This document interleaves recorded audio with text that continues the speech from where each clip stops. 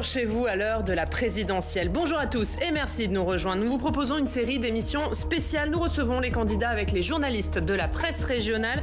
Et pour ce premier numéro, nous accueillons Éric Zemmour. Bonjour. Bonjour. Merci beaucoup d'avoir accepté notre invitation. Vous êtes candidat Reconquête. C'est le parti que vous avez fondé il y a quelques semaines et nous sommes ensemble pendant 1 heure. Et avec les journalistes de la presse régionale, nous avons choisi de vous interroger sur les thèmes sur lesquels on vous entend moins et qui pourtant font partie des préoccupations majeures des Français. On parlera des déserts médicaux, de la hausse des prix, de désindustrialisation, d'agriculture. Et pour vous interroger, 6 journalistes de la presse régionale. À mes côtés, Christelle Bertrand. Bonjour Christelle. Bonjour. Du Oriane. groupe La Dépêche. Bonjour Éric. Bonjour. Voilà. Julien Lécuyer de La Voix du Nord. Bonjour Julien. Bonjour Oriane. Bonjour. Et en duplex, depuis leur rédaction locale, Éric Zemmour, Guilhem Ricavi du journal La Provence qui se trouve à Marseille, Luc Bourriane de l'Est républicain, le groupe EBRA, les journaux régionaux de l'Est de la France qui lui se trouve à Nancy, Alexandre Charrier de La République du Centre qui est à Orléans et Jefferson Desports de Sud-Ouest qui lui se trouve à Bordeaux. Mais d'abord, Éric Zemmour, l'actualité aujourd'hui, c'est la sortie de ce livre, Les Fossoyeurs. Ce livre qui fait état de graves dysfonctionnements au sein des EHPAD, du groupe français Orpea, accusé d'avoir mis en place un système qui maltraite nos aînés. Alors, le groupe dément, le gouvernement va convoquer le directeur général du groupe. Que doit faire l'État, selon vous ? Ce qu'il aurait dû faire depuis longtemps, ne pas attendre qu'il ait sorti d'un livre des choses que l'on savait et qui couraient depuis des années. Moi, je me souviens d'en avoir parlé lorsque j'étais chroniqueur à Face à l'info. Je me souviens parce que je l'avais vécu, moi, pour ma mère. Et encore, j'avais eu la chance d'être dans un établissement parisien, mais j'avais pu voir déjà comment ça se passait. Si vous voulez, la médiocrité des repas. Et encore, moi, à l'époque, les infirmières et les aides-soignantes étaient adorables et charmantes avec ma mère. C'est un établissement de ce groupe ou pas ? Non, je pense pas. Non, je pense pas. Non, je vous dis, c'est global. En fait, qu'est-ce qui s'est passé ? On le sait. Ce sont des gens, des fonds de pension, souvent américains, qui investissent là-dedans car c'est très rentable. En vérité, il y a, c'est souvent le cas en France, la rencontre entre une socialisation collective, par la sécurité sociale, par les remboursements, etc. Et puis, des gens qui font un argent fou, qui sont une rentabilité extraordinaire et qui ne sont là que mus que par des sentiments et des volontés de rentabilité. Et évidemment, tout est sacrifié à cette rentabilité. On a manqué de régulation sur ce sujet ? Ah, pour le moins, oui, là, vous maniez la litote. Qu'est-ce que ça veut dire pour mieux réguler ? Qu'est-ce qu'on fait ? Eh bien, vous savez, le système français est très paradoxal. On a d'une part une excessive bureaucratie, par exemple les ARS que moi je propose de supprimer, car justement, ils ont montré... Ce sont les ARS qui contrôlent. Je vous le fais pas dire. C'est exactement ce que j'allais vous dire. Ils bureaucratisent, vous voyez la bureaucratie, c'est-à-dire ils sont là, ils pinaillent pour des choses, et c'est pour ça que je vais vous dire le paradoxe, et en même temps, ils ne contrôlent pas l'essentiel. Vous voyez, Qui devrait contrôler aujourd'hui ? L'État, voyons. Je vous dis, moi, je pense... Par le biais de qui ? Le préfet. Je pense que les ARS ont montré leur inutilité, voire le côté nuisible. Donc il faut les supprimer. Vous savez qu'en France, on évalue à peu près que dans le système hospitalier, il y a 30% d'administratifs en plus par rapport au système allemand. Ce sont des chiffres qui ont couru pendant toute l'épidémie. Il n'y a aucune raison. Donc il faut à la fois débureaucratiser et avoir un vrai contrôle de l'État sérieux. C'est pas ça. Et vous embauchez de nouvelles personnes ? Parce que finalement, les effectifs de l'ARS... Les services préfectoraux. Les services préfectoraux, ils n'ont pas que ça à faire à l'heure actuelle. Donc j'imagine que pour les contrôles, vous devez embaucher de nouvelles personnes pour assurer ces contrôles. Mais sans doute qu'il faut un contrôle en amont, avec une formule d'agrément. On pourrait, j'imagine, améliorer le contrôle en amont à qui on donne la gestion de ces EHPAD, exiger des clauses, vous voyez, pour bien être sûr que tout ne va pas être sacrifié à la rentabilité, pour la nourriture, pour les soins, pour le nombre de personnel. C'est plutôt le contrôle au fil de l'eau, non, qui doit... Moi, je pense que c'est... les contrôles en amont, les agréments, ils existent. Oui, bien sûr, mais d'après moi, ils ne sont pas assez sérieux. Si on a ça, c'est qu'ils ne sont pas assez sérieux. De votre point de vue, il y a des gens qui vont dans les maisons de retraite pour vérifier que les repas sont bien en adéquation. Moi, je vais vous dire, j'aurais bien aimé, oui, avec ma mère, oui. C'était immangeable. Qui aillent physiquement dans je vous le dis, c'était immangeable, vraiment, je vous assure. On va passer à un autre sujet. Je vous en prie, non, mais on a beaucoup de thèmes. Je suis sérieux, je vous parle vraiment de ce que j'ai vécu. C'était comme beaucoup de Français, en effet. Oui, bien sûr, comme beaucoup de Français. Et on imagine que vous attendez quoi? Des sanctions de la part de l'État qui va convoquer le directeur du groupe? Qu'est-ce que vous attendez? Oui, c'est la moindre des choses, mais vous voyez, il ne faut pas réagir ponctuellement, il faut une politique globale. On va parler ce que je reproche à l'État, c'est de ne pas avoir fait ça en amont, ce que je vous ai dit au début. On va parler on continue à parler des questions de santé, on va parler des questions de déserts médicaux, puisque c'est l'une des préoccupations majeures des Français. On va aller dans la région la plus touchée par cette problématique, le centre Val-de-Loire. On va à Orléans retrouver Alexandre Charrier de la République du Centre. Bonjour Alexandre. Merci beaucoup d'être avec nous. Et le centre Val-de-Loire, on le disait, est la région la plus touchée par cette problématique des déserts médicaux. Oui, c'est un problème qui ne fait qu'empirer depuis plusieurs années. À titre d'exemple, dans le Loiret, sur l'année 2020, ce sont 80 médecins généralistes qui ont disparu, qui ont raccroché, qui ont quitté la région. Très concrètement, ça veut dire aujourd'hui qu'il y a des médecins qui ont 2000, 3000, jusqu'à 4500 patients à s'occuper, en particulier dans les régions, dans les territoires ruraux, et qui, de ce fait, ne prennent plus de nouveaux malades, évidemment, puisqu'ils sont déjà à saturation. Dans la région centre, on estime qu'il y a un quart des gens qui n'ont pas de médecin traitant aujourd'hui. Ça veut dire quoi? Ça veut dire que ce sont des gens qui ne sont pas suivis régulièrement, ils tournent vers les urgences quand ils ont un problème. Et souvent, quand ils arrivent aux urgences, c'est que le problème est déjà grave. Et ça veut dire que cette inégalité d'accès aux soins, elle est synonyme de perte de chance, très concrètement, pour les patients. Donc le tableau, il est bien sombre et on ne voit pas la lumière au bout du tunnel, parce que l'autre chiffre qui inquiète dans le Loiret, c'est qu'on a aujourd'hui près d'un médecin sur deux, un médecin généraliste sur deux, qui a 60 ans ou plus, et qui donc va partir en retraite très prochainement. Donc ma question, elle est autour de cette liberté d'installation des médecins.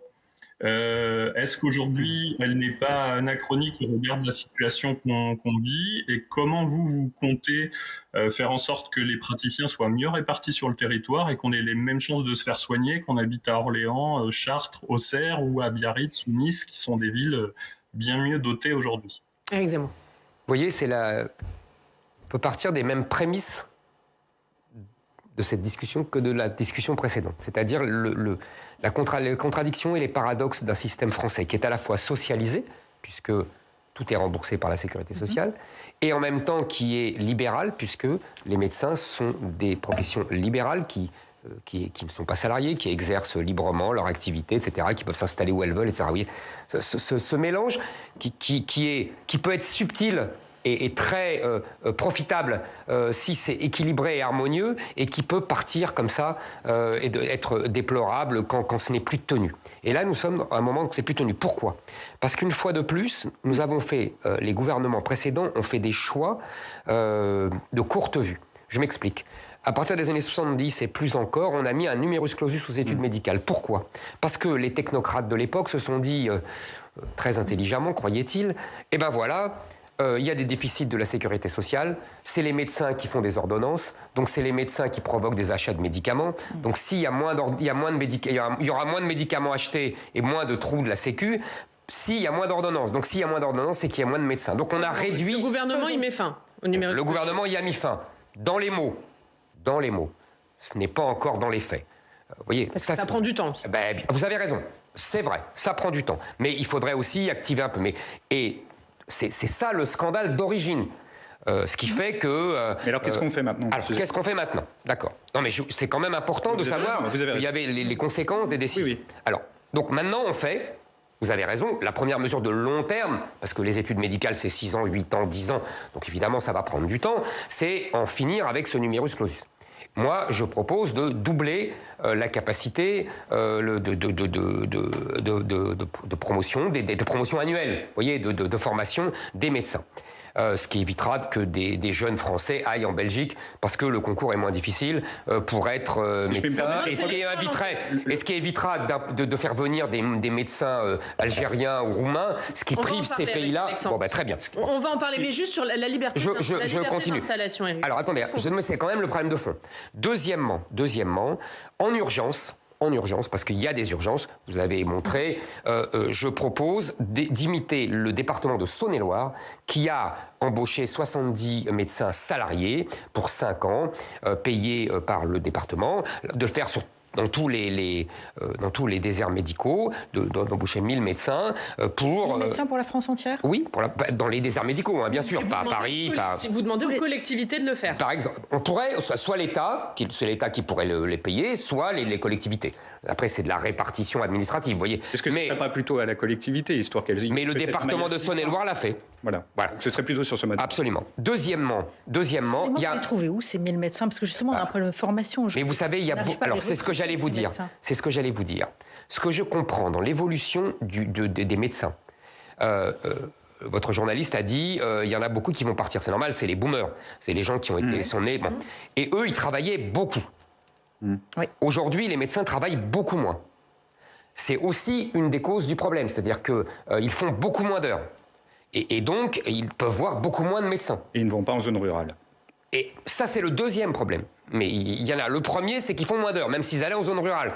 Et le deuxième problème, c'est qu'ils ne vont pas en zone rurale. Vous voyez, il y a 2 problèmes consécutifs. Donc, deuxième chose, parce que vous m'avez coupé. Il y a aussi, vous savez bien que vous l'avez dit vous-même, les hôpitaux sont surchargés, les urgences des hôpitaux sont surchargées. Pourquoi ? Parce que auparavant, il y avait un système de garde. C'est-à-dire que les médecins étaient obligés de faire un système de garde, comme les pharmaciens, et même les vétérinaires. Et j'ai appris il y a peu. Il a été supprimé, cette obligation de garde pour les médecins, en 2003, par Jacques Chirac. Je pense que ce fut une erreur. Donc vous rétablissez cette obligation de garde ? Exactement. Je rétablis cette obligation de garde. Je pense que c'est vraiment important. Alors, ça ne réglera pas tout, je vous l'accorde, mais en tout cas, au moins, ça va désengorger les urgences et ça va permettre, si vous voulez, j'établis dans tous les déserts médicaux des centres de prévention, d'urgence, avec, il y aura un interne, enfin, vous voyez, chargé... Si je comprends bien, pour pallier à l'urgence, vous rétablissez les gardes. Voilà, et lorsqu'ils seront l'embauche des 1000 médecins... Mais ça c'est pas possible immédiatement. Le plus vite possible. Vous savez, en Saône-et-Loire, ça marche. Non, qui existe déjà. Les médecins qui veulent être salariés. Parce qu'en fait, ce que j'ai compris, j'ai parlé avec le... Vous ne mettez pas fin à la liberté d'installation des médecins. Alors, pour l'instant, je ne mets pas fin à la liberté d'installation. Pour l'instant, oui, parce que j'estime qu'il faut une réflexion là-dessus. Moi, je respecte tout à fait le côté libéral des médecins, mais je considère qu'ils ont fait des études importantes, etc. Donc, vous voyez, ils ont le droit à considération, mais aussi, tout est payé par l'État. Il y a peut-être des contraintes, vous voyez, à voir. Maintenant, je rétablis des contraintes, la garde. Et pour l'obligation, je pense qu'il faut évaluer, voir le débat. Je pense. Alexandre Charrier a une question pour vous justement sur les médecins étrangers. Alexandre, allez-y.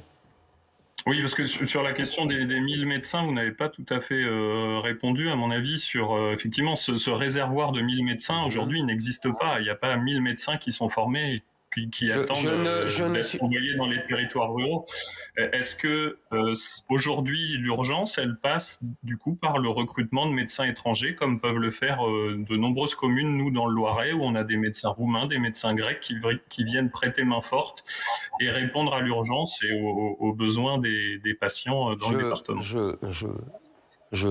Vous savez bien que ma candidature est mise sous le principe même désormais du refus de l'immigration.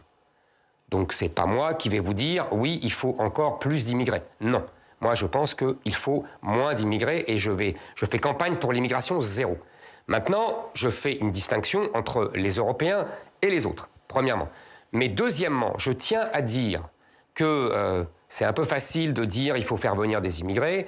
Il faut faire venir des étrangers parce que nous payons l'impéritie des gouvernements précédents. Moi, je connais beaucoup de médecins, de gens qui n'ont pas pu justement être médecins pour un quart de point, pour un demi-point. Et ça, ce sont des jeunes Français. Mais les médecins roumains qui sont actuellement dans le Loiret pour pallier le manque de médecins, qu'est-ce que vous leur dites ? Restez dans le Loiret en attendant. Je ne vais pas les chasser. Donc ils restent. Bien sûr. Mais vous savez, il y a beaucoup de médecins, je voyais ça parce que je discute avec les maires, j'ai même discuté avec le président du Conseil général, donc je vous parlais de Saône-et-Loire qui a fait ce que je vous ai dit, et il m'expliquait qu'il y a beaucoup de médecins qui viennent de Roumanie par exemple et qui repartent. En vérité, ils viennent prendre quand ils sont bien payés, ils ont tout frais payés, ils ont un appartement payé, etc., etc. Il y a un peu d'effet d'aubaine, quoi. Merci Alexandre Charrier. Merci beaucoup pour vos questions depuis Orléans. Question sur la décentralisation. Oui, mais qui est tout à fait en lien avec le domaine de la santé. Est-ce que vous souhaitez donner compétence aux maires et aux régions sur les questions de santé ? Je pense que la santé est une compétence nationale. Elle doit le rester. Elle doit le rester. Alors même que les associations d'élus, type Région de France ou bien Association des maires de France, eux plaident justement pour cette décentralisation. Je n'y suis pas favorable. Je pense que la santé est une responsabilité nationale et que nous devons la laisser à l'État. Maintenant, moi, pour les répartitions des pouvoirs entre les différentes strates administratives, je suis favorable au retour des compétences du maire. Je pense que la décentralisation a été très perverse, c'est-à-dire qu'elle a paradoxalement dépouillé le maire de toutes ses compétences, ou de la plupart de ses compétences, qui lui ont été arrachées par la région, le département, la communauté de communes, la Comcom, le ceci, le cela. Et je discute, vous savez, je passe en France dans toutes les régions de France, et à chaque fois, j'organise un déjeuner avec des maires. Je vous assure que tous se plaignent de ce fameux millefeuille administratif qui les prive de toute compétence, alors que, par ailleurs, ils sont quand même responsables devant leurs administrés. Du coup, pour aller jusqu'au bout, est-ce qu'il faut supprimer des couches de ce millefeuille administratif pour voir s'il y a des échelons en tout cas, on ne va pas en faire un thème de la campagne parce que c'est trop compliqué, et puis que tout le monde se plaint du changement permanent. Par exemple, des grandes régions de M. Hollande qui ont été une catastrophe. Pas de big bang territorial. Donc je pense qu'il faudra étudier cela, parce qu'effectivement, il faut simplifier avec deux principes. Le maximum de compétences pour les maires, retour à la compétence, la subsidiarité, hein, non, j'ai fini, et la simplification. Car aujourd'hui, nous sommes sortis de l'épure napoléonienne, hein, l'État, le préfet et le maire, et on a cru que ça allait faire des économies et que ça allait rendre le pouvoir à la base. C'est tout le contraire. On a dépensé 10 fois plus d'argent, et en plus, le pouvoir a disparu de la base. Juste une petite question, mais les maires réclament le contrôle des finances. Est-ce que vous remettez la taxe d'habitation ? Vous savez, ça a été une erreur. Emmanuel Macron, oui, de la supprimer, parce que ça a privé les maires d'une autonomie fiscale. Mais maintenant, c'est très difficile de remettre la taxe d'habitation. Moi, je plaide pour, au contraire, une baisse des impôts et des charges massives, parce que j'estime que nous sommes surimposés. Donc, vous voyez, je ne veux pas commencer par rétablir un impôt. Allez Christelle, on va parler du pouvoir d'achat et de l'annonce hier de Jean Castex. Oui, hier Jean Castex a annoncé une hausse de 10% du barème de l'indemnité kilométrique. Est-ce que c'est une bonne mesure selon vous ? Tout est bon pour permettre aux gens de tenir face à cette folle poussée inflationniste. Oui. Mais c'est du bricolage. Si vous voulez, il faut comprendre ce qui se passe. Il faut voir pourquoi on en est là. Et pour comprendre après, pour pouvoir prendre des mesures utiles, et pas des mesures de simple réaction comme fait le gouvernement. Je suis sidéré. Le gouvernement vraiment gère au fil de l'eau. Il ne prévoit rien. Parce qu'en fait, pourquoi on en est là ? Ben voilà. Pourquoi on en est là ? D'abord, une raison de fond qui est indépendante de tout le monde, il faut être honnête, c'est la reprise économique après bien sûr, non, mais il ne faut pas non plus être malhonnête dans une conversation, dans une discussion. Bon, la première chose, c'est ça. Mais ce n'est pas que ça. C'est aussi que, si vous voulez, on paye les mesures vertes. C'est-à-dire qu'on paye l'écologie. On est en train de payer le fait que dans beaucoup de pays, en particulier l'Allemagne, on a fermé des centrales nucléaires. La France a fermé Fessenheim, une décision absolument stupide de la part d'Emmanuel Macron. Et en plus, à cause du Covid, on a une quinzaine de centrales nucléaires qui sont à l'arrêt parce qu'on manque de gens pour vérifier, évidemment, pour assurer la sécurité. La hausse du prix du carburant, un peu moins, une dizaine. Ah oui, attendez, je vous assure, je vais continuer. D'accord. Vous allez voir, vous allez comprendre, c'est assez simple, mais il faut un peu de raisonnement. Donc, on a réduit les investissements, dans le nucléaire. On a réduit aussi dans les centrales à charbon. Qu'est-ce qui reste ? On a réduit les investissements dans le pétrole. Donc, 2 conséquences. Moins de quantité de pétrole, hausse des prix, raisonnement classique. Et 2, qu'est-ce qui reste avec tout ça? Le gaz. Poutine est très heureux. Poutine est ravi de la victoire idéologique des Verts, de M. Jadot et autres, et de M. Hulot. Le grand bénéficiaire, c'est M. Poutine qui peut vendre son gaz très cher, d'autant plus qu'il a profité de la jobardise de la Commission de Bruxelles, parce qu'il leur avait proposé, il y a quelques années, un prix stable et fixe sur plusieurs années, et que messieurs de la Commission de Bruxelles, entichés d'idéologie libérale et de liberté des prix, lui ont dit « mais non, c'est le marché qui décidera ». Eh bien, le marché décide. Et donc, qui paye? Nous. Donc, il faut réinvestir dans le nucléaire et dans les centrales à charbon aujourd'hui? Dans les centrales à charbon, évidemment que non, mais je vous signale quand même que pendant qu'on fait, nous, les vertueux, les Chinois ont rouvert des dizaines de centrales à charbon, là, en ce moment. Donc, vous voyez, pour le climat, c'est une catastrophe. Ce que je dis, c'est qu'effectivement, il faut réinvestir le nucléaire. Donc, je vois que Emmanuel Macron... Comment? Et j'ai fini. Oui, très bien. Exactement. Dites. Je vais vous répondre. Je vois qu'Emmanuel Macron, après 4 ans et demi de tergiversation et même de politique anti-nucléaire, découvre les mérites du nucléaire. Il est formidable, Macron. Au moins, son quinquennat n'aura pas servi à rien. Qu'est-ce qu'il a fait au début? Je voudrais rappeler, au temps de M. Hulot, qu'est-ce qu'il a fait? 1, il annonce que le nucléaire sera réduit à 50% de la part de l'électricité, pour dire aux gens, il est en ce moment à 75 ou 80%. 2, il annonce la fermeture de 12 réacteurs nucléaires. 3, il se débarrasse d'une technologie française en pointe qui permet de retraiter les déchets pour refaire de l'énergie, la fameuse technologie Astrid. Je vous signale que Bill Gates est en train de proposer au gouvernement américain de reprendre cette technologie. Toujours les gros malins de Français qui inventent tout, et ils ont des dirigeants tellement intelligents qu'ils s'en débarrassent. Bon.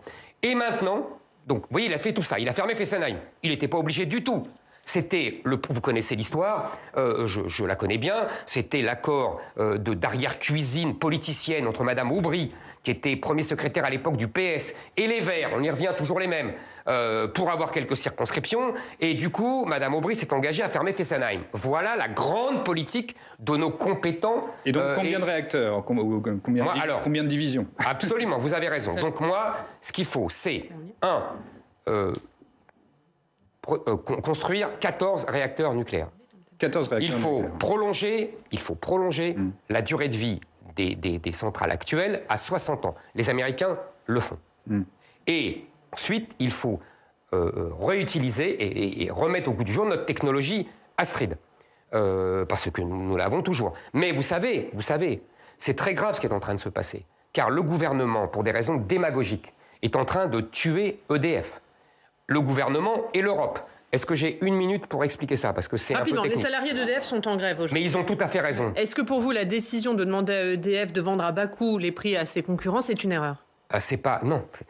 Bien sûr, on va me dire, c'est pour protéger les gens. Sauf que ça tue EDF. Vous savez que ça leur coûte 8 milliards. C'est ce que dit Bruno Le Maire, que c'est normal qu'EDF contribue à la solidarité et à des Français. Voyons. Alors, j'ai 1 minute vraiment parce que c'est important. 1 minute, parce qu'après on va aller à Bordeaux. 1 minute. Vraiment 1 minute, mais c'est très important pour expliquer aux gens ce qui se passe et comment on est en train de bazarder le legs des Français et du général de Gaulle, EDF. Qu'est-ce qui se passe? Depuis des années, la Commission de Bruxelles, encore une fois au nom de son idéologie libérale, a exigé du gouvernement français qui a cédé, qui s'est soumis, que EDF, pour inventer des concurrents, parce que c'est vraiment ça, on invente des concurrents, vende son électricité qu'elle produit dans ses centrales nucléaires à un prix de 42 €, le fameux tarif ARENH. Évidemment, les grands groupes se sont précipités. Engie, Total, évidemment, ça coûte pas cher. Et ils revendent plus cher. Le résultat, c'est que EDF, depuis des années, ne peut plus investir, parce qu'il ne gagne plus assez d'argent. Et donc, l'établissement public, le service public, ce qui a été fait par les Français, a été spolié pour des grands groupes privés. Première chose. Ensuite, aujourd'hui, qu'est-ce qui se passe? Cette électricité, elle a tout vendu, EDF, pour 2022. À 42 €. Le prix de l'électricité aujourd'hui, vous savez combien il est? 250 €, voire 300 € le kilowattheure. Donc qu'est-ce qui se passe? Quand M. Le Maire dit il faut vendre plus d'électricité et il faut à un prix réduit, EDF doit acheter sur le marché libre de l'électricité à 250 €, qu'il va vendre à des grands groupes privés à 42 €. Bravo, monsieur le maire. Je dois dire que là, c'est trop fort. Et une dernière question rapidement, Éric Zemmour. Ce matin, qu'est-ce que vous dites aux Français qui ont du mal à faire leur plein? Comment vous allez les aider à payer cette essence? Alors, il faudra étudier, effectivement, en urgence, parce que, si vous voulez, moi j'essaye toujours de prendre des mesures pérennes sur tous les sujets. Parfois c'est mal compris, comme sur le Covid, je suis assez content qu'un mois après, la situation me donne raison. Mais sur le moment, on se dit, mais d'où ça sort? Bon. Donc moi je pense qu'il faut peut-être, sans doute, taxer et bloquer les taxes sur l'essence, mais c'est provisoire. J'ai proposé une mesure qui ressemble à ce que nous vivons, nous, dans les métropoles. C'est-à-dire, vous savez, on est tous salariés et on a le remboursement de notre carte Navigo de transport en commun à moitié prix, 50%. Ouais. Je propose ça, il y a 8 millions de Français qui vont travailler en voiture. Oui. Donc, je propose la même mesure pour le tarif kilométrique. Obligation faite aux entreprises de rembourser une partie des dépenses. Il y a déjà des entreprises qui le font. Et je propose cela. Parce que je pense que là, les salariés doivent être protégés. Est-ce que c'est compatible? On va aller à Bordeaux. Est-ce que c'est... Allez-y, Christelle. Dernière question, est-ce que c'est compatible avec la transition écologique? On sait qu'il faudrait utiliser un peu moins de voitures. Écoutez, moi, je pense que la transition écologique, c'est bien, mais si elle ne ruine pas les Français et si elle ne détruit pas l'industrie automobile française. Or, nous sommes en train de faire les deux. Et on va nous avions de l'avance. On va parler de Oui, on va en parler. On va aller à Nancy justement pour en parler. Mais d'abord, on va à Bordeaux. On va à Bordeaux retrouver Jefferson Desports, qui est journaliste à Sud-Ouest. Bonjour Jefferson, merci beaucoup d'être avec nous. On va parler avec vous de la transition écologique et de l'avenir de la filière aéronautique. Bonjour Oriane. Allez-y Jefferson, votre question. Bonjour Éric Zemmour. Bonjour. Oui, ça va faire le lien avec ce qu'on vient d'évoquer. En Nouvelle-Aquitaine, l'aéronautique pèse 70 000 emplois directs. C'est une filière éprouvée par la pandémie, mais c'est aussi une filière au cœur de la question environnementale. La navette aérienne Orly-Bordeaux a été supprimée parce qu'il y a une alternative en train à 2 heures avec les LGV, vous le savez. Ma question est simple. Cette suppression de la ligne Orly-Bordeaux est une disposition de la loi climat. Si vous êtes élu, est-ce que vous reviendrez sur cette disposition et plus globalement, qu'est-ce que vous dites à cette filière aéronautique? Écoutez, cette ligne, je crois, Air France n'est pas gêné qu'on la ferme. Parce qu'en vérité, elle perdait beaucoup d'argent, car les gens, vous savez, à moins de 3 heures, les gens prennent le train. Moi, le premier. Pour aller à Lyon, pour aller même à Marseille, pour aller à Aix, pour aller à Bordeaux, on prend tous le TGV. C'est une évidence. Donc pas de problème avec cette disposition. Pas de problème, mais encore une fois, c'est toujours la même chose. On n'est pas obligé de prendre des mesures coercitives. Et n'oublions pas, vous avez raison, à Toulouse, nous avons une de nos rares industries compétitives. Ne la sacrifions pas une fois de plus sur l'autel de notre idéologie. Justement, quel est l'avenir de la filière aéronautique quand on voit que ces petites lignes sont supprimées les unes après les autres pour des raisons environnementales? Oui, et puis de concurrence avec le TGV. Je vous dis, même sans... Moi, je vais vous dire ce que je vous ai dit. Donc, même sans le climat, oublions le climat. Pour aller à Lyon et à Bordeaux, honnêtement, je prendrais toujours le train. Je me dis pas, c'est pour protéger le climat. C'est parce que voilà, c'est plus confortable, c'est plus facile, on n'attend pas 1 heure. Aujourd'hui, c'est Lyon-Bordeaux. Demain, ça peut être d'autres. Non, parce qu'on ne va pas plus vite en avion. Vous voyez ce que je veux dire? On gagne pas beaucoup de temps. On va moins vite que le temps du Concorde. Donc bon, ce que je veux dire. La filière aéronautique, parce qu'à Toulouse, effectivement, alors justement, moi je crois, si vous voulez, d'abord, avant tout, moi je suis là pour protéger l'industrie française. Voilà. Les considérations climatiques, c'est bien, mais si vous voulez, nous représentons 1% de la production de CO2 dans le monde. Donc la France n'a pas à se fustiger et à se flageller en permanence et à sacrifier son industrie sur l'autel des considérations climatiques. Que les Américains et les Chinois commencent d'abord, ça sera très bien. Que les Chinois ferment leurs centrales à charbon, les Américains aussi, que les grands commencent et nous suivrons gentiment. Et nous ne sacrifierons pas notre industrie aéronautique ou automobile. C'est une folie ce que nous sommes en train de faire. Nous sommes en train de sacrifier 100 000 ou 200 000 emplois dans l'industrie automobile. Pour l'aéronautique, nous allons faire pareil. Donc moi, je suis favorable, d'abord, 1, au choix des consommateurs, et 2, à l'innovation. C'est-à-dire qu'on va trouver des solutions. Vous savez, le moteur électrique pour la voiture, vous savez qu'il existe depuis toujours. Vous savez qu'avant le moteur à essence, il y avait le moteur électrique. Ouais, je vois que vous avez très envie de parler de l'industrie automobile. Je vous promets, on va à Nancy dans quelques minutes. Mais d'abord, on va parler une question sur la LGV avec vous, Jefferson, parce que là aussi, il y a des questions dans la région de Jefferson et de Cristal d'ailleurs. Oui, Éric Zemmour, on va passer de l'avion au train, mais vous l'avez évoqué. Simplement, il y a un projet majeur dans le sud-ouest, c'est le prolongement de la LGV Bordeaux-Paris, la Paris-Bordeaux qui va aller vers Toulouse, donc avec cette ligne Bordeaux-Toulouse, puis un prolongement vers Dax. C'est aussi une ligne de fracture avec les écologistes, parce que pour la Bordeaux-Toulouse, 5000 hectares d'espace naturel seront supprimés pour faire cette liaison LGV. Pareil, est-ce que vous êtes un partisan de la LGV? Si vous êtes élu, est-ce que vous investirez dans ces LGV? D'abord, Toulouse a longtemps refusé le TGV, justement pour privilégier l'avion. Ça, c'est une première chose. Moi, je vous répète, pour le train, pour le TGV ou LGV, si c'est possible. Il faut étudier cela. Combien de temps ça nous fait gagner par rapport à un train normal ? Et il faut voir le rapport avantage. Ce que disent les écologistes. Mais oui, mais moi, ça ne vaut pas le coup de détruire des paysages. Effectivement, si c'est 10 minutes, ils ont raison. Si c'est 10 minutes, ils ont raison. Maintenant, ça veut dire, dans ce cas-là, que la SNCF doit faire un effort conséquent sur les lignes régionales. Il faut absolument, en accord avec le conseil régional, puisqu'on en parlait tout à l'heure, là c'est de la compétence du conseil régional, qu'il y ait vraiment de nouvelles...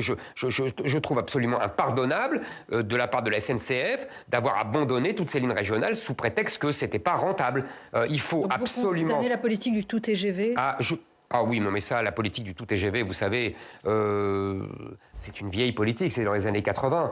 On a fait ça, c'est très bien le TGV, pour nous permettre... C'est bien d'avoir arrêté. Si c'est au détriment des lignes régionales, oui. Si on peut faire les deux, c'est formidable.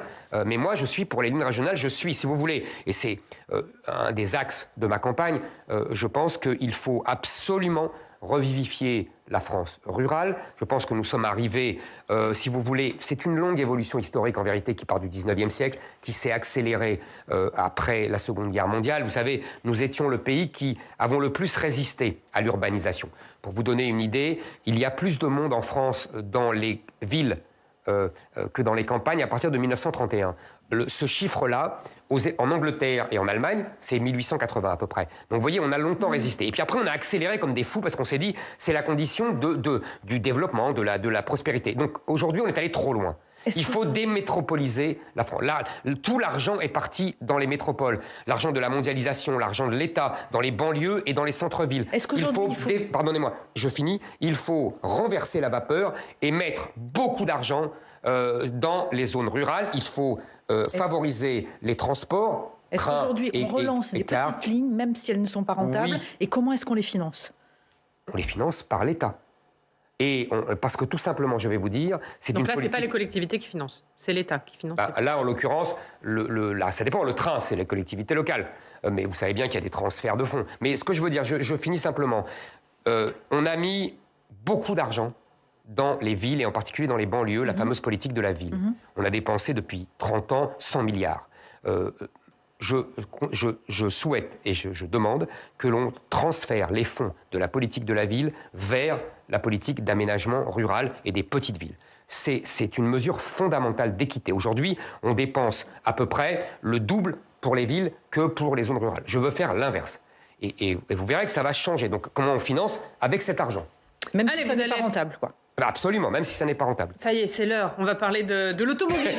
Éric Zemmour, on va aller à Nancy pour en parler. Luc Bourriane, bonjour. Merci beaucoup d'être avec nous, rédacteur en chef adjoint à l'Est républicain. Et Luc, on va donc évoquer avec vous des enjeux relatifs à la construction automobile et à la révolution électrique qui traverse ce secteur. C'est un sujet qui monte partout en France, mais particulièrement en Lorraine et en Franche-Comté, deux régions dans lesquelles l'industrie automobile occupe une place de choix dans les économies locales, Luc. Oui, absolument, Oriane. Bonjour Monsieur Zemmour. Donc Bonjour, en effet, la construction automobile occupe une place importante dans nos régions et donc dans les pages de l'Est républicain. D'abord bien sûr en Franche-Comté, à Sochaux, berceau historique de la marque Peugeot, ou à Vesoul. Mais l'automobile pèse aussi très lourd en Lorraine, où au-delà de différents sites industriels, ce sont 250 sociétés qui sont en fait des sous-traitants des constructeurs tels que Renault ou Stellantis. Donc dans nos régions, en dépit des garanties, des promesses et même des investissements des constructeurs, le secteur s'inquiète de cette conversion vers l'électrique conduite à marche forcée.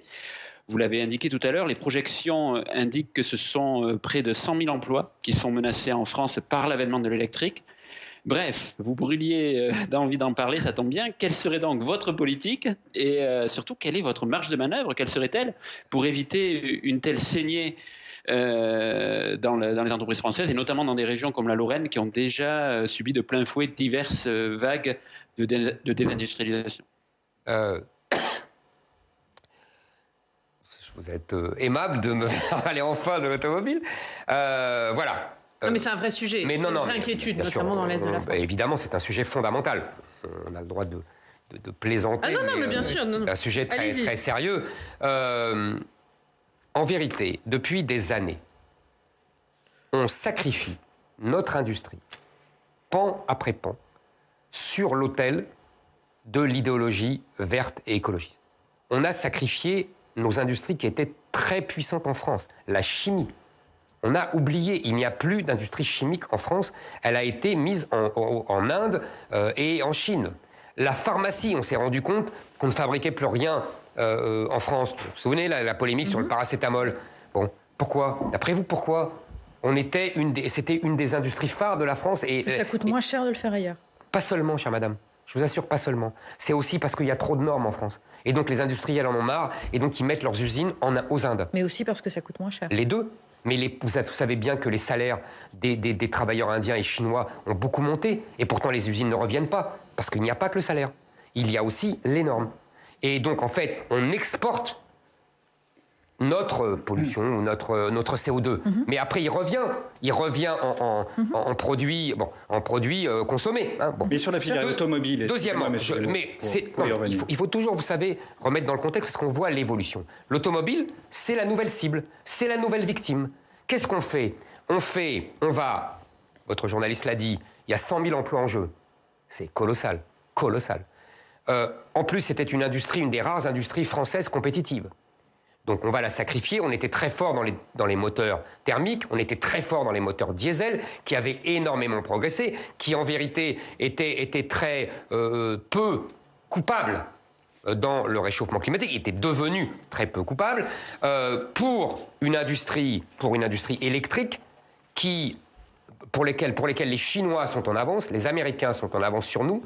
Donc on va encore importer, on va encore sacrifier notre industrie.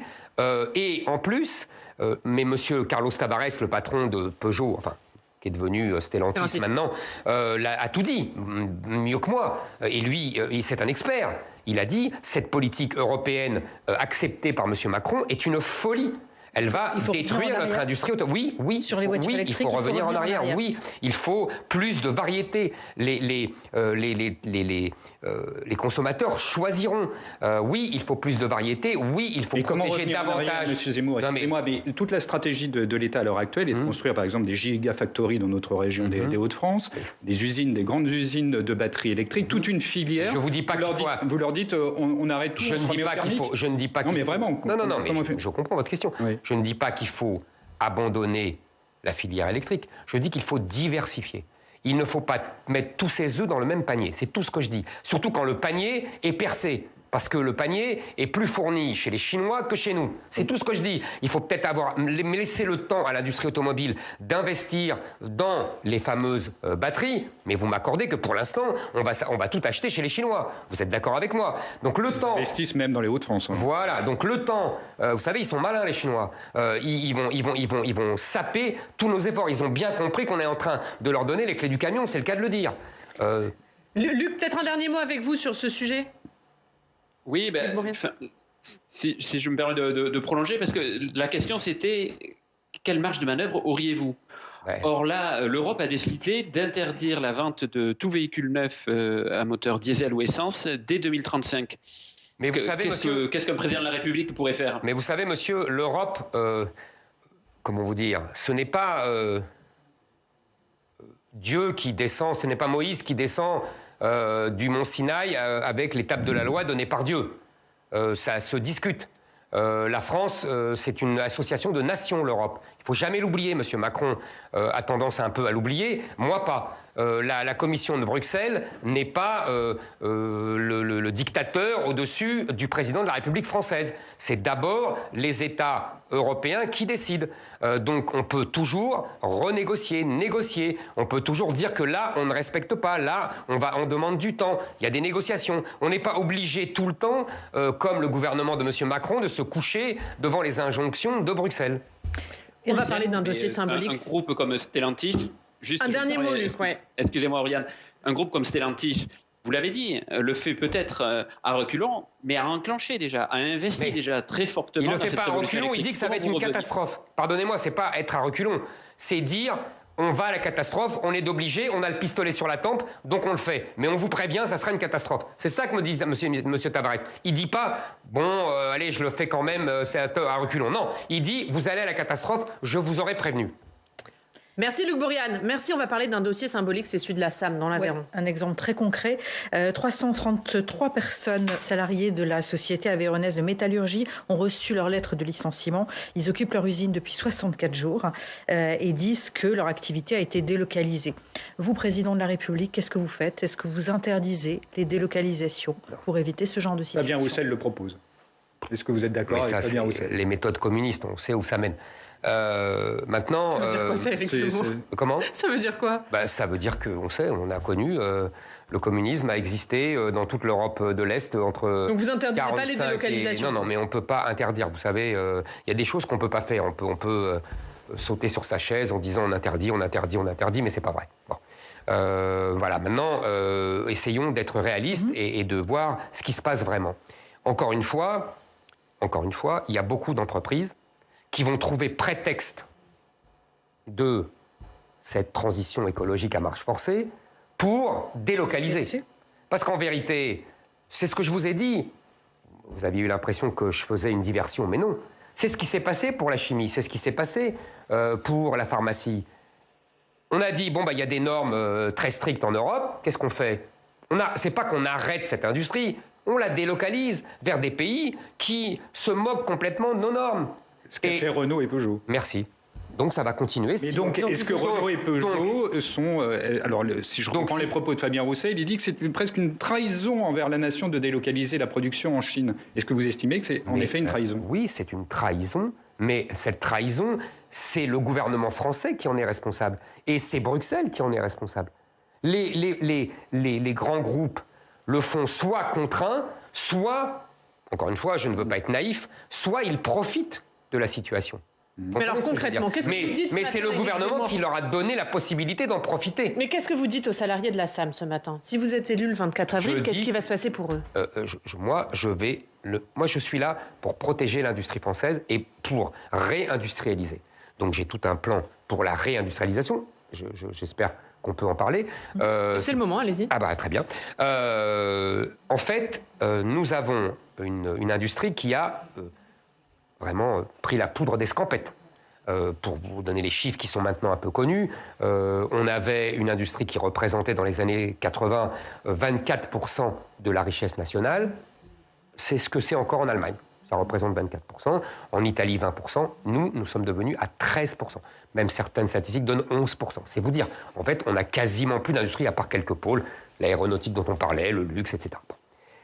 Donc il faut absolument réindustrialiser, car cette désindustrialisation, c'est cette désindustrialisation qui provoque aussi le fond de l'affaire de la discussion sur le pouvoir d'achat. Il y a un déclassement, il y a un grand déclassement des Français à cause de la désindustrialisation.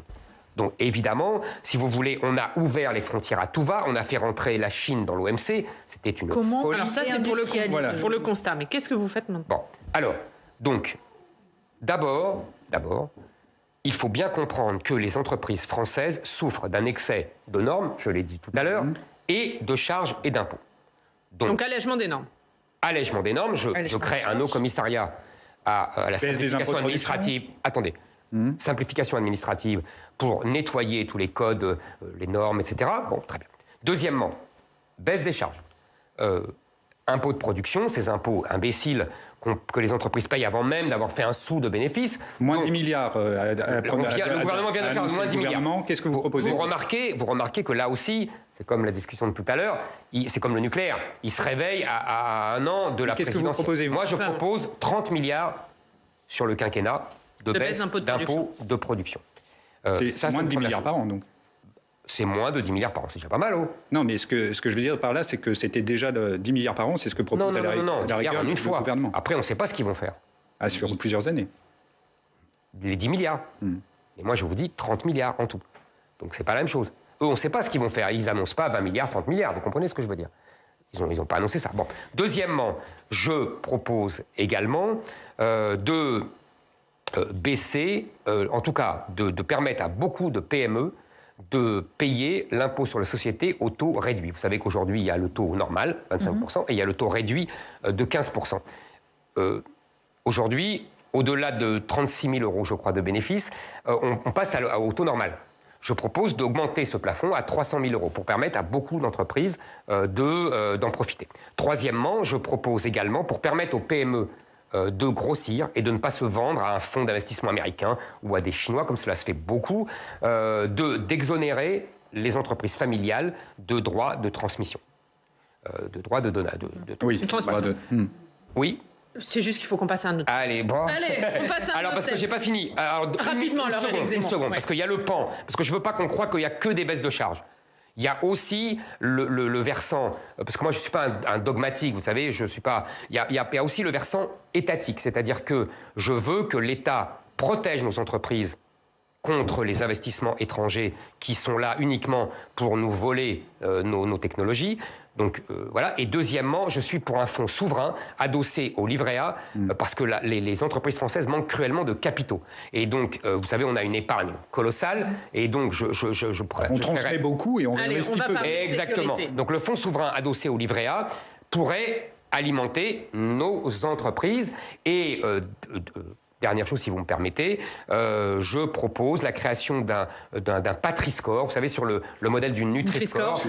Voilà, vous connaissez ça, donc qui permettrait de voir le degré de fabrication en France de tous les produits, parce que je pense qu'aujourd'hui, contrairement à hier, les Français sont prêts, même à mettre un petit peu plus d'argent pour acheter un produit français. Et donc, il faut leur dire. On va parler d'un autre thème, on va parler de dernière chose, pardonnez-moi. Dernière chose, vraiment. Dernière chose. Je veux que la commande publique favorise les entreprises françaises. Et je proposerai à l'Europe une réforme des marchés publics pour permettre, c'est mon ami Yves Gégaud, vous savez, l'ancien ministre de Nicolas Sarkozy qui l'a proposé, que chaque pays garde 25% de sa commande publique pour des entreprises nationales. Mais je le ferai, moi, dès que j'arriverai à l'Élysée. On va parler de sécurité. On va aller à Marseille. Retrouver Guilhem Ricavi. Bonjour Guilhem, merci beaucoup d'être avec nous, directeur des rédactions du journal La Provence. C'est à vous Guilhem. Oui, effectivement, bonjour Éric Zemmour. On a entendu hier le ministre de l'Intérieur, Gérald Darmanin, assurer qu'à l'heure du bilan, si on regarde sur la mandature d'Emmanuel Macron, on constatera une baisse continue de la délinquance. Moi, je suis à Marseille. Vous êtes venu d'ailleurs vous-même à Marseille fin novembre. On voit bien ces règlements de comptes successifs. On fait peut-être pas tout à fait le même constat vu de Marseille que vu de Paris. Comment, selon vous, on règle ce problème de la délinquance dans une ville comme Marseille? Ça, je suis venu à Marseille et je m'en souviendrai longtemps. Je pense. On va en parler, mais d'abord sur cette question. Ah oui, cette question fondamentale. Monsieur Darmanin, soit ment effrontément, soit vit dans des songes. Il y a partout une explosion de la délinquance, un ensauvagement généralisé de la société française. Il y a 350 000 agressions du premier semestre 2021, 1800 agressions par jour. Tous tout explose. Les chiffres de violences sexuelles, les chiffres d'agression, les chiffres de vol, les chiffres de meurtre. Monsieur Boer, qui est le grand criminologue français, a établi un taux, vous voyez, des meurtres et qui a doublé entre les années 70 et aujourd'hui. Alors, qu'est-ce que je fais? Non, mais il faut quand même. Oui. Quand M. Darmanin dit tout va bien, Madame la Marquise. Vous contestez ces chiffres, c'est ça? Ah oui, quand même. Bon. Qu'est-ce qu'on fait? Alors, qu'est-ce qu'on fait? Toujours comme d'habitude, moi je raisonne diagnostic, donc mesure. Je pose le diagnostic. Pourquoi on a un tel ensauvagement? Première raison, la mère de toutes les raisons, l'immigration. Deuxième raison, le laxisme judiciaire. Ça, ce sont pour moi les deux raisons fondamentales de l'explosion de la délinquance. Immigration, j'arrête l'immigration. Je veux l'immigration zéro. Immigration zéro, tout le monde dit que c'est une mesure qui n'a aucun sens juridique. Puisqu'elle impose de remettre en cause certains textes fondamentaux, vous le savez pertinemment. Absolument. Et donc, je remettrai en cause les textes fondamentaux, monsieur. Les textes fondamentaux, excusez-moi, mais... C'est la Déclaration des droits de l'homme, je sais. C'est plutôt... Je sais, mais excusez-moi. Attendez, monsieur. C'est important de le dire. Vous président, remettons en cause, abandonne-t-on ce pilier de la démocratie qui est la Déclaration des droits de l'homme? Cher monsieur, le pilier de la démocratie, c'est le peuple. D'accord? Démocratie, c'est Démos. Qui a rédigé la Déclaration des droits de l'homme? Démos, c'est le peuple. C'est les représentants du peuple français. Attendez. Je ne remets absolument pas en cause la Déclaration des droits de l'homme. Je ne remets absolument pas en cause les principes même de l'état de droit. Je remets en cause, en revanche, la liberté qu'ont les juges, Conseil constitutionnel, Conseil d'État, etc., d'imposer leur doxa au peuple qui n'en veut pas. Donc, à partir de maintenant, nous ferons un référendum. Le peuple tranchera. Je mettrai toutes les mesures que je propose, c'est-à-dire la fin du regroupement familial. Parce que vous avez raison, l'immigration zéro est impossible, vous avez tout à fait raison, dans l'état de droit. Dans le cadre juridique actuel. Vous avez employé ce mot et vous avez employé le bon mot. Moi, je change le cadre juridique. Voilà. Vous changez la Constitution? Non. Vous savez, au temps du général de Gaulle, je crois qu'il connaissait un peu sa Constitution, il l'avait faite. Oui, ça il peut. Jamais le Conseil constitutionnel n'aurait fait ce que vous dites. C'est-à-dire que le Conseil constitutionnel ne se permettait pas de prendre un principe dans la Déclaration des droits de l'homme pour juger une loi, parce que ce n'était pas prévu dans le cadre constitutionnel. C'est le juge constitutionnel qui a inventé ce rôle le 16 juillet 71. Je peux vous faire tout l'historique, j'ai déjà beaucoup écrit là-dessus. C'est bien, mais... Donc c'est déjà un putsch judiciaire. Donc moi je dis au Conseil constitutionnel, à partir de maintenant, sur les sujets comme l'immigration qui engagent la survie de la France, je demande au peuple de trancher. Et vous savez qu'il y a, puisque vous parlez du droit, une jurisprudence du Conseil constitutionnel de 1962 qui dit quand le peuple s'exprime par référendum, moi, je ne m'en occupe pas. Depuis cette disposition n'a plus jamais été utilisée. Je leur dis... Et surtout, excusez-moi, monsieur Zemmour, mais quel garde-fou avez-vous dès lors que vous supprimez, on a l'impression, le Conseil constitutionnel? Écoutez-moi, deux choses. Vous savez... Le droit, encore une fois, j'ai pris cette comparaison que je crois amusante, le droit, ce n'est pas l'étape de la loi descendue du mont Sinaï. C'est les marxistes disaient jadis que c'était le produit des rapports de force de la société. Ça ne tombe pas du ciel. Vous savez qui est président du Conseil constitutionnel aujourd'hui? Monsieur Fabius. Laurent Fabius. Ancien Premier ministre socialiste. Vous savez qui est président de la Cour des comptes? Monsieur Moscovici, ancien ministre socialiste. Vous savez qui est vice-président, puisqu'il n'y a pas de président. Attendez, laissez-moi finir ma démonstration, je vous en prie. Oui, je vous en prie. Qui est vice-président du Conseil d'État? Monsieur Tabarou, qui était un ancien membre des cabinets de Madame Aubry et de Monsieur Kouchner. Donc en vérité, qu'est-ce qui se passe? Aujourd'hui, l'état de droit, c'est l'état socialiste. Ce sont les socialistes qui ne représentent plus que 3% dans le pays qui dirigent le pays. Et à travers l'état de droit, c'est-à-dire qu'à travers l'état de droit, les juges qui sont dirigés par des socialistes imposent leur vision du monde. Vous ne répondez pas à ma question. Référendum par le peuple, vous voulez redonner le pouvoir au peuple, je comprends tout à fait la logique. Mais dès lors que le pilier de la démocratie actuelle, c'est une sorte de contrôle des lois par, en effet, des juges qui assoient leur avis sur la base de textes fondamentaux. Encore une fois, vous, président, enlevez-vous ce garde-fou des conseils constitutionnels de la Cour de cassation. Est-ce que vous trouvez normal qu'au nom du principe de fraternité, liberté, égalité, fraternité, le Conseil constitutionnel est absous à un passeur de clandestins? Est-ce que vous trouvez normal qu'au nom des grands principes, la Cour européenne des droits de l'homme nous ait empêchés d'expulser vers l'Algérie un djihadiste? Moi, je ne trouve pas ça normal. Moi, j'estime que cela, c'est une surinterprétation en fonction d'une idéologie. D'ailleurs, je remarque que les juges qui sont si pointilleux sur la liberté quand il s'agit d'immigration, quand il s'agit d'enfermer les gens avec le Covid, vous n'avez pas répondu à ma question. Sont beaucoup... Conseil constitutionnel. Je vais répondre. Vous balayez. Allez-y, répondez clairement s'il faut qu'on retourne à Marseille. Je ne balaye pas du Conseil. Oui, parce que je n'ai pas répondu à la question. C'est ce que je ne balaye pas le Conseil constitutionnel. Le Conseil constitutionnel garde son rôle de contrôle des lois. Ce que je dis, c'est que, quand le peuple s'exprime par référendum, il doit s'incliner. C'est ça la démocratie. 2, nous ferons une réforme constitutionnelle de l'article 55 qui modifiera les termes de l'article 55 qui dit aujourd'hui que les traités sont supérieurs aux lois et qui permet aux juges de exciper d'un texte international pour annuler une loi. Je modifierai et je dirai que les lois postérieures sont supérieures aux conventions et aux traités internationaux. Maintenant, je veux répondre à la sécurité. Qui attend? Et absolument. Question, donc, je disais immigration. C'est la mère de toutes les batailles. C'est pour ça que nous avons une délinquance aussi explosive. C'est à cause de l'immigration. Donc, si on arrête l'immigration... C'est avec une immigration zéro, il n'y aura plus de délinquance? Il y aura quasiment plus, oui. Ça, j'en suis sûr. Bon. Deuxièmement...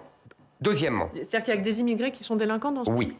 En tout cas, des immigrés ou des enfants d'immigrés. Donc ils sont français? Alors justement, on va traiter ça. Laissez-moi finir. Deuxième question. Donc je supprime le regroupement familial. Le droit d'asile ne sera plus qu'une poignée de gens qui seront, et pas à 130 000 comme aujourd'hui. Les étudiants, pareil. Toutes les sources d'immigration, je les taris.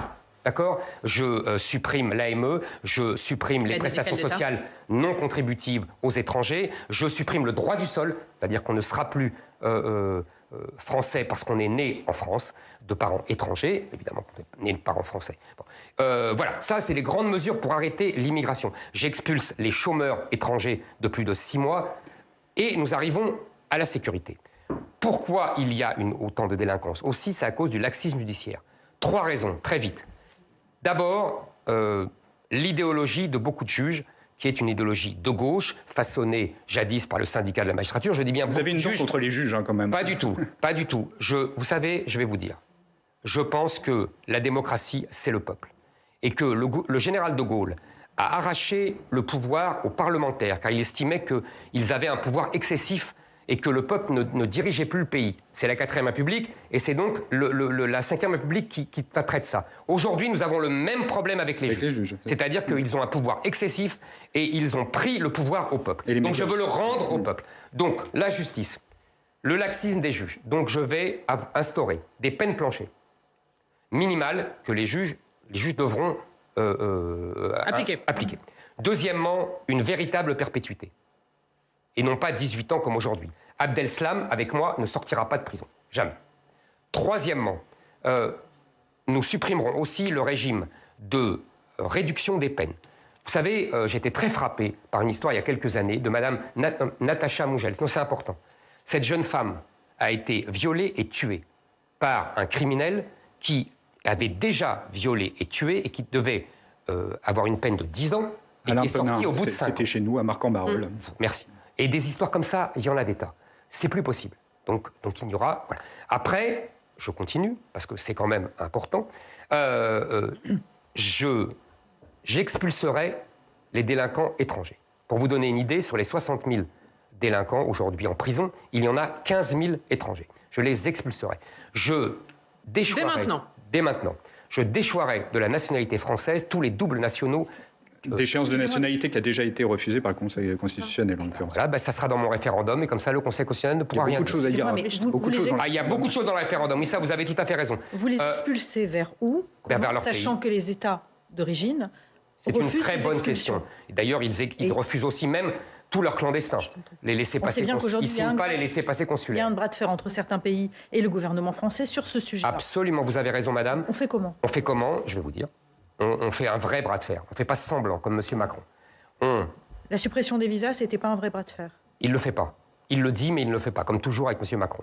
Moi, je supprime les visas, y compris pour les dirigeants des pays qui ne signent pas les laissez-passer consulaires et qui ne reprennent pas leurs ressortissants. 2, je supprime l'aide au développement. 3, je saisis les biens des dirigeants étrangers. 4, je bloque les fonds de la Western Union qui transfèrent les fonds des étrangers d'ici vers leur pays. Je continue sur les mesures. Excusez-moi, mais par ce biais-là, qui est une mesure que Arnaud Montebourg, je pense à un moment donné, avait évoqué. Montebourg l'a prise dans mon programme. Mais il l'a retirée. Attendez. Et c'est très intéressant ce que vous dites. Il l'a retirée au bout de 24 heures. Vous pénalisez des gens qui n'ont absolument rien à voir avec le problème. Oui. Et pourquoi rendre responsable des gens qui n'ont absolument rien à voir avec la décision d'États étrangers? Je suis désolé, ils sont ressortissants de ces pays. Mais, je vais vous dire, aujourd'hui, dans de nombreux pays africains, les transferts de fonds venus des immigrés de chez nous est le premier budget de la balance des paiements de ces pays. Donc, si vous voulez, ça permet à ces pays d'avoir la tête hors de l'eau. Donc, ces États devront prendre leurs responsabilités. Leurs habitants, leurs ressortissants ne sont pas responsables. Je pense que c'est les États qui sont responsables de la politique, de leur politique. Il n'y a aucune raison que des pays que nous aidons, par exemple, je pense au Mali, nous avons des jeunes soldats qui meurent pour eux.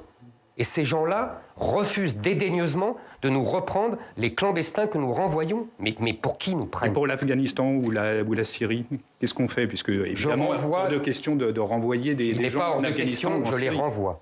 Je pense que... Ils ne sont pas acceptés. Non, mais vous savez très bien qu'il y a une stigmatisation de votre part, Éric Zemmour. Mais quand tout à l'heure vous nous dites que s'il n'y a plus d'immigration, il n'y a plus de délinquance parce que tous les délinquants sont des immigrés. Ou des enfants d'immigration. Ou des enfants d'immigration, donc des enfants français. Vous vous rendez bien compte qu'il y a un problème avec ce que vous dites. Bien sûr, mais je vous ai dit qu'est-ce que je fais pour ceux qui sont là et qui sont français. Je vous ai dit tout ce que je faisais.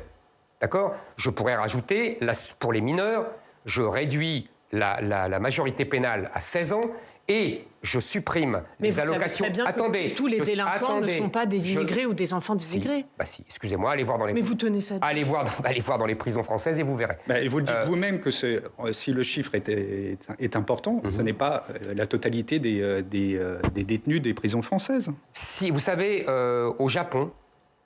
Il n'y a quasiment pas au Japon, il n'y a quasiment pas d'immigration. Les prisons sont vides. Posez-vous la question.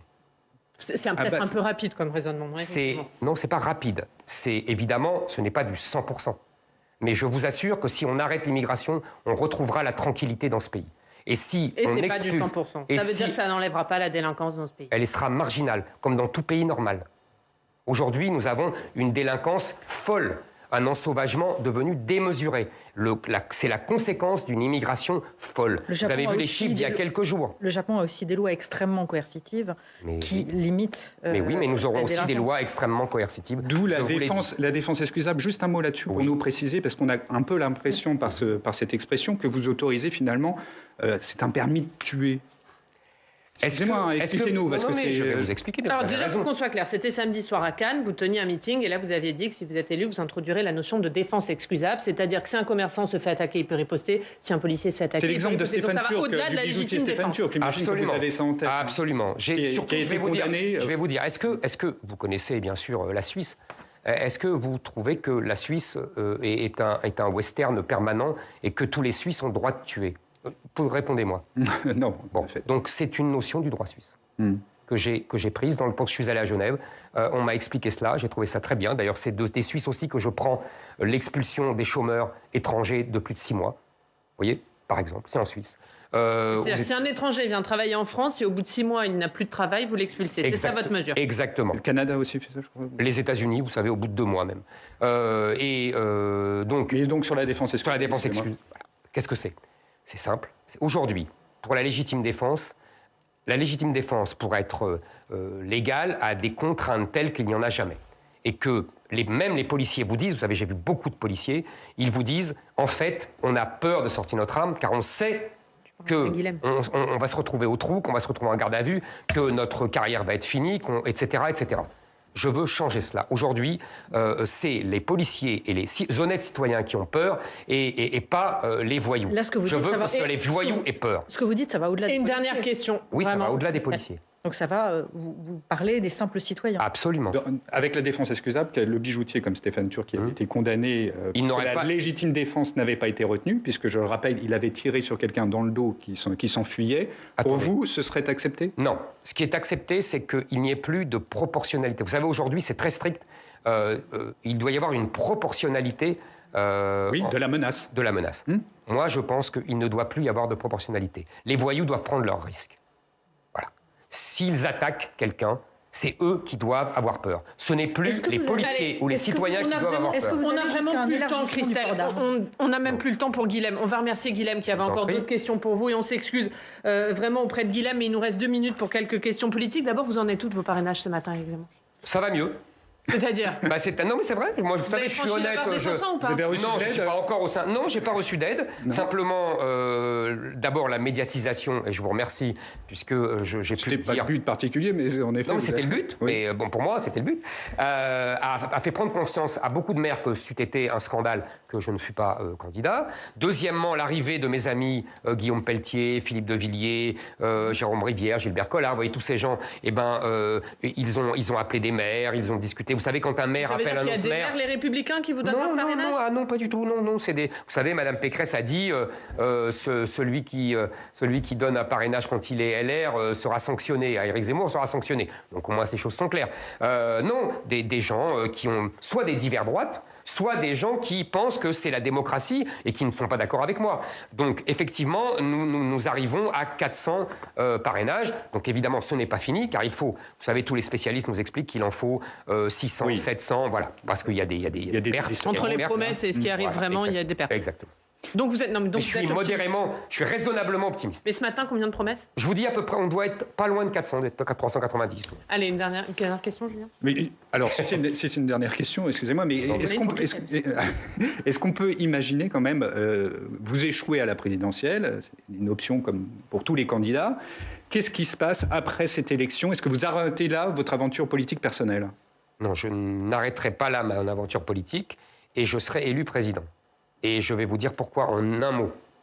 Parce que, si vous voulez, je suis l'alternative à 40 ans de blocage de la vie politique par le génie tacticien de François Mitterrand qui a bloqué et qui a séparé un peuple de droite qui doit se rassembler.